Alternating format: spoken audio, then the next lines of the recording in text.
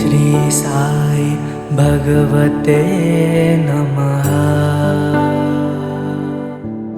இப்போ பாபா வந்து என்ன பண்ணியிருக்காருன்னா, சிறுடியில் இருக்கும்போதே ஸ்ரீராமநவமிக்கு ஒரு தொட்டில் சூக்ஷமா சொல்லுவார், ஒரு தொட்டில் கட்ட சொல்லி. ஆனா யாருக்கும் அது வந்து தெரியாது எதுக்காக கட்ட சொல்றாருன்னு. பாபா அந்த குழந்தைக்காக தான் கட்ட சொல்லுவாரு அந்த தொட்டில. பாசிட்டிவா பேசினா சக்சஸ் அப்படிம்பாங்க. நல்ல விஷயங்களை எப்போதும் பேசிட்டே இருந்தோம்னா அது சக்சஸ் ஆகும். இப்ப நம்ம ராமநவமிக்கு முன்னாடி என்ன பண்றோம்னா, வர மார்ச் 15ஆம் தேதி இந்த தொட்டில் கட்டுறோம். அதாவது குழந்தை வேண்டவரெல்லாம் வந்து இந்த மாதிரி ஒரு குழந்தைக்கு இருக்கிற பொம்மைகள், இந்த மாதிரி ஃபீடிங் பாட்டில், அப்புறம் வந்து இந்த குழந்தைகளுக்கு என்னென்ன விளையாடுறோம் இதெல்லாம் வந்து இங்கே பாபா கிட்ட வச்சு, இதை யார் குழந்தைக்காக வராங்களோ அவங்க கையில் கொடுத்து இங்கே கோயிலை பிரதட்சணம் பண்ணிட்டு வர சொல்லி இங்கே ஒரு தொட்டில் கட்டுவோம். தூளி குழந்தைக்கு இருக்கிற மாதிரி அந்த தொட்டில இந்த குழந்தை பொம்மையை போடுறாங்க. இதை வந்து ஒரு 11 நாட்கள் இந்த குழந்தையாகவே வந்து இந்த பொம்மை இருக்கு. என்னுடைய பேர் சாந்தி. என்னுடைய 2வது பையனுக்கு டிசம்பர் மாதம் கல்யாணம். ராமநவமி அன்னைக்கு இங்கே தொட்டில் போடுறது வழக்கம். அதில் பொம்மை வாங்கணும், கண்டிப்பாக நான் பொம்மை வாங்கியே ஆகணும்ன்ட்டு என் மருமகளையும் என் மகனையும் லீவ் போட வச்சு அன்னைக்கு அவங்க 2 பேருமே வந்து கண்ணீரோட அந்த பொம்மையை வாங்கிட்டு போனாங்க. அதே மாதத்தில் குழந்தை நின்றுச்சு. அந்த பொண்ணோட அக்காவுக்கு குழந்தை கிடையாது. அவங்க எங்ககிட்ட வந்து எனக்கு எப்படியாவது ஒரு பொம்மை வாங்கி கொடுங்க. நானும் ஒவ்வொரு வாரமும் வந்து குருஜி கிட்ட பொம்மை கொடுங்க குருஜி, பொம்மை அவருக்கு தோணுனா தானே, பாபா கொடுக்கணும்னு சொன்னா தானே கொடுக்க முடியும். அந்த நேரத்தில் அவர் என்ன பண்ணாரு, ஒரு நாள் திடீர்னுட்டு அவங்களுக்கு ஒரு பொம்மையை எடுத்து கொடுப்பா அப்படின்னு அவங்க 2 பொம்மையா கொடுத்தாங்க. எனக்கு என்ன சொல்றதுனே தெரியல. 2த்தையும் வாங்கிட்டு போய் எங்க வீட்டு மருமகளுக்கு வளகாப்பு 5ஆம் மாசம் பண்ணோம். அப்போ அந்த பிள்ளைக்கு அந்த 5ஆம் மாசத்துல அந்த பிள்ளைக்கு அந்த பொம்மையை கொடுத்தோம்.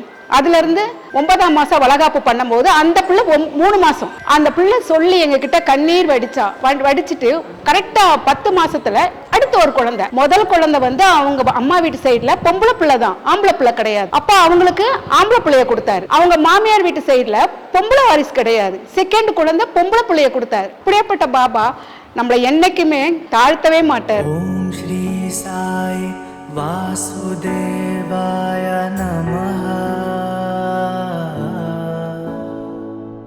ஓம் ஸ்ரீ சாய் பகவதே நமः.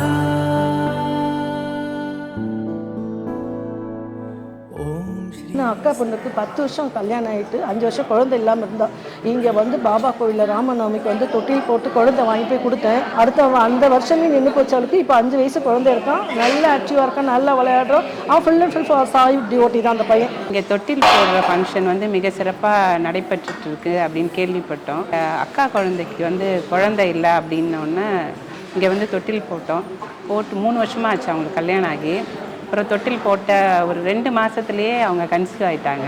அப்புறம் குழந்தைய எடுத்துகிட்டு வந்து இங்கே காட்டிட்டு போனாங்க. ஓம் ஸ்ரீ சாய் வாசுதேவாய நமः. பேர் கொடுப்பாங்க, அவங்களால வர முடியாது. ஒரு சின்ன ஒரு கதை சொல்றேன். அதாவது இந்த கர்மா அப்படிங்கிறது தடுக்கக்கூடியது. ஒரு கோயிலுக்கு போகணும், ஒரு பூஜைகள் பண்ணணும், ஒரு சத்யநாராயண பூஜையில கலந்துக்கணும், இல்ல ஒரு பரிகார ஹோமம் பண்ணணும், இல்ல பரிகார பூஜைகள் பண்ணணும்னா தடுக்குமா. இந்த தொட்டில் கட்டுறதுக்காக துபாயில இருந்து ஒருத்தங்க எனக்கு போன் பண்றாங்க. ஒரு சகோதரர் சகோதரி 2 பேரும் வந்து எனக்கு நம்ம யூடியூப் சேனல்ல வந்து 2024 பார்த்துட்டு போன் பண்ணி கேட்கறாங்க. இந்த தொட்டில் நிகழ்ச்சி எல்லாம் சொல்றாங்க. அவங்க எங்க கல்யாணம் பண்ணி 7 வருஷம் ஆச்சு, எங்களுக்கு குழந்தை இல்லை அப்படின்னு சொல்றாங்க. சரி, இங்க பாபா கிட்ட வந்து தொட்டில் கட்டுங்க, இந்த கர்ம வினைகள், பித்ரு சாபங்கள், ஜென்ம சாங்கல்லாம் விலகி போயிடும். எந்த சாபமா இருந்தாலும் விலகி ஞானசாயி பாபாட்ட வந்தீங்கன்னா அந்த குழந்தை பிரசாதத்தை வந்து குழந்தையா கொடுக்கிறாரு. இங்க வந்து அடுத்த ராமநவமிக்குள்ள கண்டிப்பா உங்களுக்கு குழந்தை பிறந்ததுன்னு சொல்றோம். துபாயில இருந்து வந்துட்டாங்க. இங்க துபாயில இருந்து சென்னைக்கு வந்துட்டாங்க 2 பேரும். அவங்களுக்கு 2 பிரார்த்தனை. ஒன்னு குலதெய்வம் கோயிலுக்கு போகணும், 2வது வந்து நம்ம கோயில்ல வந்து ராமநவமிக்கு தொட்டில் கட்டணும். அப்ப குலதெய்வம் கோயிலுக்கு போகும்போது ஒரு நிகழ்ச்சி வந்திருக்குன்னு சொல்லிட்டு அதை என்ன பண்ணாங்க, அந்த குலதெய்வம் கோயிலுக்கு அந்த திருவிழாவில் அவங்க கலந்துக்கல. அடுத்தபடியா நம்ம கோயில்ல வந்து தொட்டில் கட்டணும். அந்த தொட்டில் கட்டுறதுக்கு அவங்க வர வேண்டிய நாள்ல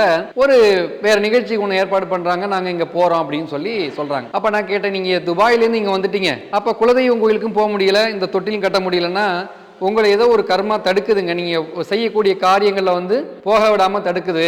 ஹாஸ்பிட்டல் போனா கூட நீங்க போனா கூட உங்க ஒய்ஃப் வேண்டான்னு சொல்லுவாங்க, ஒய்ஃப் போகணும்னு சொன்னாக்க நீங்க வேண்டான்னு சொல்லுவீங்க. 2 பேரும் சேர்ந்து போகும்போது அதற்கான சூழ்நிலைகள் ஏற்படாது. இது மாதிரி தடங்கள் ஆயிட்டு உங்களுக்கு இருக்குன்னு சொல்லும்போது அப்ப சொல்றேன், உங்களுக்கு ஏதோ ஒரு சாபமா இருக்கும், முன்னோர்கள் ஏதோ சாபம் விட்டுருப்பான், ஏதோ பங்காளி சண்டையா இருக்கும், உன் குடும்பமே நல்லா இருக்கக்கூடாது, உனக்கு வம்ச விருத்தியே இருக்கக்கூடாது, நீ உன் பிள்ளை குட்டிகளோட நல்லா இருந்துருவீங்களா அப்படின்னு கோபத்துல பேசக்கூடியது அந்த கர்மாவாயி இதெல்லாம் தடுக்குது. அப்ப அவர் என்ன சொல்றாரு, இது நான் சொல்றேன், உங்க ஏதோ ஒரு சொத்து பிரச்சனையா இருக்கும் போல இருக்கு, சாபம் விட்டுருப்பாங்க, அதனால டிலே ஆகுதுன்னு சொல்லும்போது அவர் சொல்றாரு, இந்த மாதிரி 15 வருஷமா எங்களுக்கு எங்களுக்கு ஒரு கேஸ் நடந்துட்டு இருக்கு அப்படின்னு சொல்லிட்டு அப்ப சொல்லும்போது நாங்க 2 பேரும் வந்து கட்டுறோம்னு சொல்லிட்டு இப்போ ராமநவமிக்கு வந்து தொட்டில் கட்டினாங்க. இப்ப குழந்தையோட இப்ப போன மாசம் வந்து பர்த்டேயும் கொண்டாடிட்டாங்க. சத்யநாராயண பூஜையா இருக்கட்டும், தொட்டில் கட்டும் போது இதெல்லாம் தடுக்கும்.